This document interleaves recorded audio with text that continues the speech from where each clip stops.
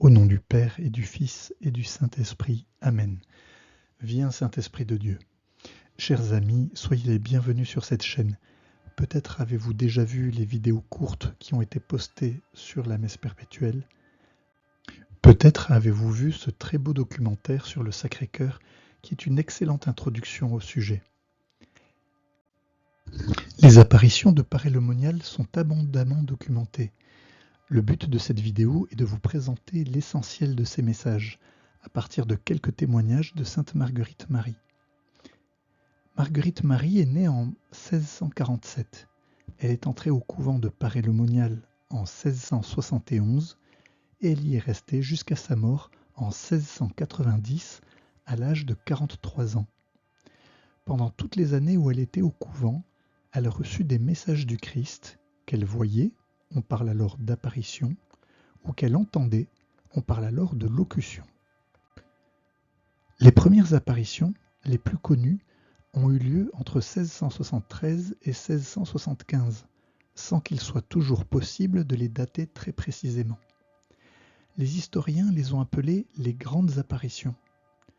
Cependant, sœur Marguerite Marie a reçu des messages et des demandes jusqu'à l'année de sa mort en 1690.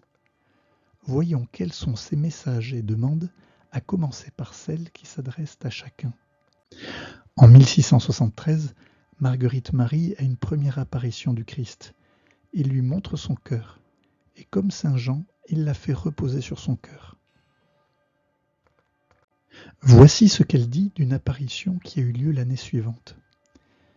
Ce divin cœur me fut présenté dans un trône de flammes, plus rayonnant qu'un soleil et transparent comme un cristal, avec cette plaie adorable, et il était environné d'une couronne d'épines qui signifiait les piqûres que nos péchés lui faisaient, et une croix au-dessus qui signifiait que dès les premiers instants de son incarnation, c'est-à-dire que dès lors que ce Sacré-Cœur fut formé, la croix y fut plantée, et il fut rempli dès les premiers instants de toutes les amertumes que devaient causer les humiliations, pauvreté, douleur et mépris que la sacrée humanité devait souffrir pendant tout le cours de sa vie et en sa sainte passion.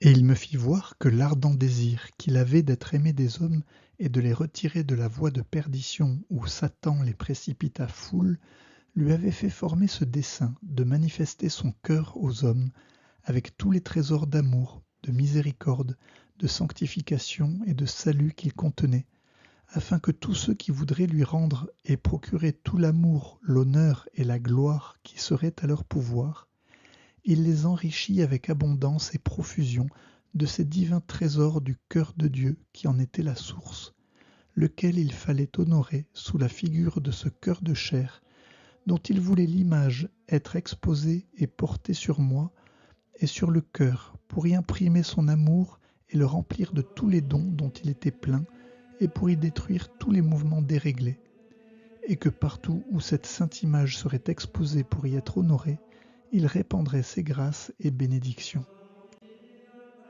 Une autre fois, Jésus-Christ, mon doux maître, se présenta à moi tout éclatant de gloire, avec ses 5 plaies brillant comme 5 soleils, et me découvrit son tout aimant et tout aimable cœur qui était la source vive de ses flammes.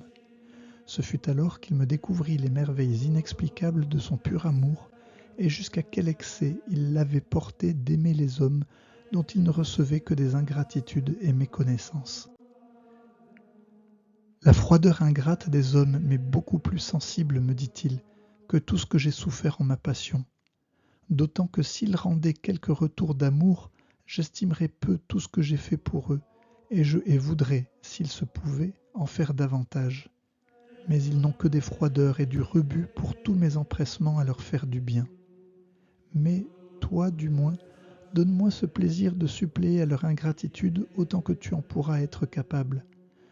Je serai ta force, me dit-il, ne crains rien, mais sois attentive à ma voix et à ce que je demande pour te disposer à l'accomplissement de mes desseins.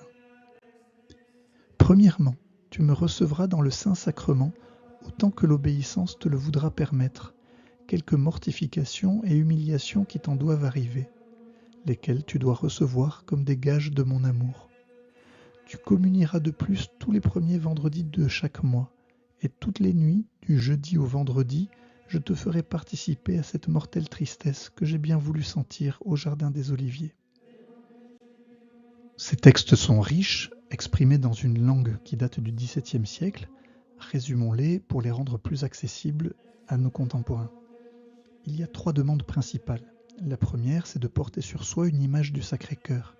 Aujourd'hui, on peut se procurer une image sous la forme d'une médaille du Sacré-Cœur ou du scapulaire du Mont Carmel qui représente le cœur de Jésus et le cœur de Marie. Ce scapulaire doit être imposé à la personne qui en fait la demande par un prêtre. Le but de porter cette image est que, à travers elle, le Christ puisse agir sur notre propre cœur pour en apaiser et en guérir tout ce qui est déréglé, tout ce qui fait que notre cœur ne ressemble pas encore au sien. Il y a également la demande de communier les 9 premiers vendredis du mois.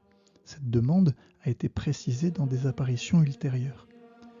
Je te promets, dans l'excessive miséricorde de mon cœur, que son amour tout-puissant accordera à tous ceux qui communieront 9 premiers vendredis du mois, tous de suite, la grâce finale de la pénitence.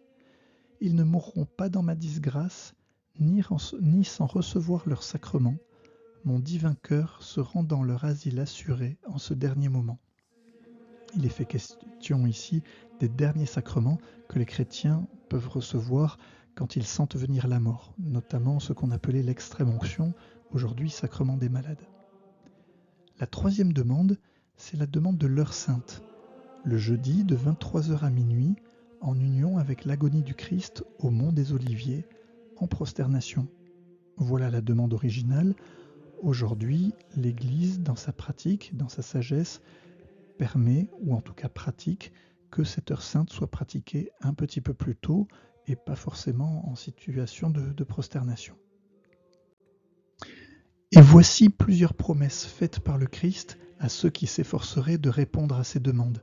Ces promesses sont éparses, on les trouve dans plusieurs textes de Sainte Marguerite Marie.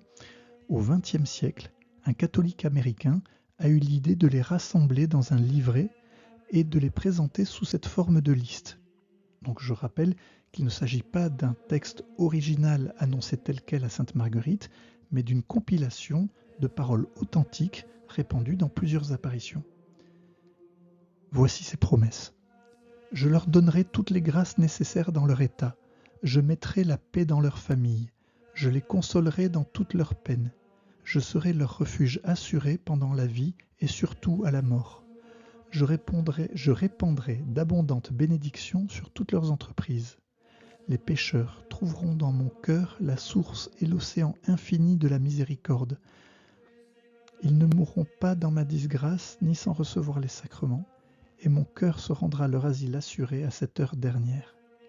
Les âmes tièdes deviendront ferventes, les âmes ferventes s'élèveront à une grande perfection. Je bénirai même les maisons où l'image de mon cœur sera exposée et honorée. Je donnerai aux prêtres le talent de toucher les cœurs les plus endurcis. Les personnes qui propageront cette dévotion auront leur nom écrit dans mon cœur et il n'en sera jamais effacé. Je te promets, dans l'excès de la miséricorde de mon cœur, que mon amour tout-puissant accordera à tous ceux qui communieront les premiers vendredis 9 fois de suite la grâce de la pénitence finale, qu'ils ne mourront point dans ma disgrâce, ni sans recevoir les sacrements, et que mon cœur se rendra leur asile assuré à cette heure dernière. Ces demandes de dévotion privée qui s'adressent à chacun et que nous venons de voir sont largement connues et diffusées. Il y a cependant d'autres demandes qui sont beaucoup moins connues et qui s'adressent à l'Église et à l'État. Ces demandes de réparation publique commencent dès la dernière des grandes apparitions en 1675 et la dernière a été transmise un an à peine avant la mort de Sainte Marguerite Marie en 1689. Voyons ces demandes. La première demande date des apparitions de 1675 et elle s'adresse à l'Église. Voici ce cœur qui a tant aimé les hommes, qu'il n'a rien épargné, jusqu'à s'épuiser et se consommer pour leur témoigner son amour. Et pour reconnaissance, je ne reçois de la plupart que des ingratitudes, par les irrévérences et leurs sacrilèges, et par les froideurs et les mépris qu'ils ont pour moi dans ce sacrement d'amour. Le sacrement d'amour dont il est fait question ici, c'est la présence réelle du Christ dans l'hostie, quand on le reçoit dans la communion ou lorsqu'il est exposé pour être adoré dans le Saint-Sacrement. Le Christ poursuit. Mais ce qui m'est encore plus sensible est que ce sont des cœurs qui me sont consacrés qui en usent ainsi. Voilà, chers amis, en lisant ce passage, je vous avoue que moi-même, je me prends à me demander si, quand je vais à l'église, quand je passe devant le Saint-Sacrement exposé, je lui donne bien tout l'honneur qui lui est dû, si je fais bien ma génuflexion. Saint Jean-Paul II, en 1980, dans l'instruction Inestimabile Donum, ce don inestimable, rappelait que devant le Saint-Sacrement, il faut faire la génuflexion. Une génuflexion simple à un genou si le Saint-Sacrement est au tabernacle, comme en témoigne la petite lumière rouge généralement allumée dans nos églises, et si le Saint-Sacrement est exposé, comme vous voyez sur cette image, l'image d'un ostensoir, donc cette grande hostie dans l'ostensoir, alors il faut faire la génuflexion à 2 genoux. Et Saint Jean-Paul II disait, il faut faire la génuflexion, et si quelqu'un ne le fait pas, il faut lui en faire la remarque. Voilà, ce texte de 1980 de Saint Jean-Paul II est donc parfaitement aligné avec les demandes de Paray-le-Monial. Voici donc l'origine de la fête du Sacré-Cœur que l'Église célèbre à chaque mois de juin. Cependant, les demandes aux autorités ne s'arrêtent pas là. Nous allons voir maintenant qu'il y a eu une demande adressée au chef de l'État, à l'époque Louis XIV, de consacrer sa personne, son État, ses armées et ses drapeaux, et de construire une basilique dédiée à son cœur pour y recevoir un hommage officiel. Voici le texte des apparitions tel que décrit par sainte Marguerite Marie. Pour être plus précis, elle ne parle pas d'apparition, mais de paroles entendues. En parlant du Sacré-Cœur, elle dit « Il désire donc, s'il me semble, rentrer avec pompe et magnificence dans la maison des princes et des rois, pour y être honoré autant qu'il y a été outragé, méprisé et humilié en sa passion, et qu'il reçoive autant de plaisir de voir les grands de la terre abaissés et humiliés devant lui, comme il a senti d'amertume de se voir anéantis à leurs pieds. » Avant de lire la suite, il faut rappeler que Louis XIII, père de Louis XIV, avait longtemps attendu d'avoir un fils. Lui et sa femme n'arrivaient pas à avoir d'enfant. Ce n'est qu'après avoir beaucoup prié et beaucoup fait prier qu'ils avaient eu enfin un petit garçon qui allait devenir Louis XIV. Voici donc ce que sainte Marguerite Marie dit avoir entendu. Et voici les paroles que j'entendis sur ce sujet. Fais savoir au fils aîné de mon Sacré-Cœur, parlant de notre roi, que comme sa naissance temporelle a été obtenue par la dévotion au mérite de ma sainte enfance, de même il obtiendra la naissance de gloire et de grâce par la consécration qu'il fera de lui-même à mon cœur adorable, qui veut triompher du sien, et par son entreprise de celui des grands de la terre. On peut remarquer qu'à travers la personne du roi, il s'agit de toucher tous les grands de la terre. Ce message à la France a déjà une portée universelle.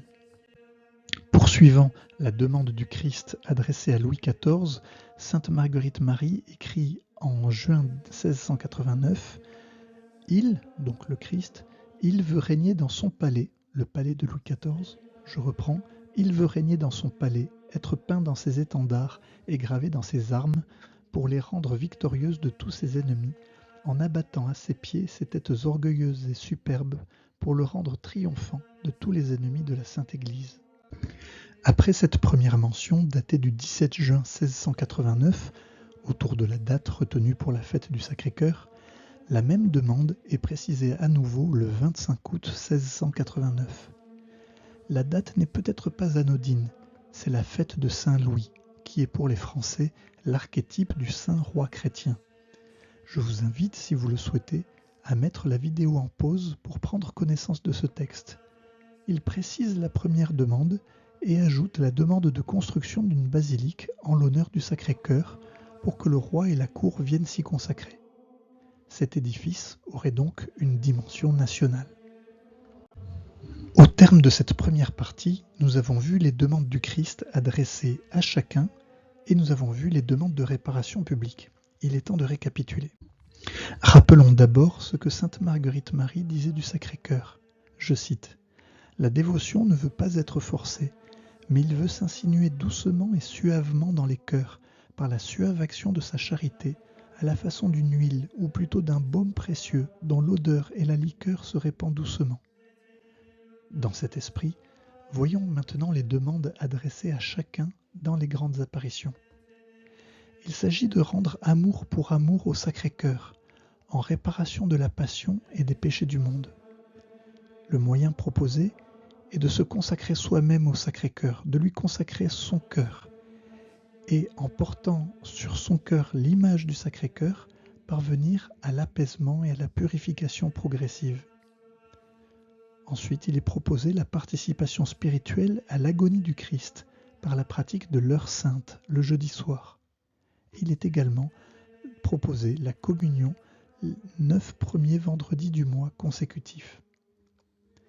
Cela, on peut penser que chacun d'entre nous est en mesure de le faire s'il le souhaite.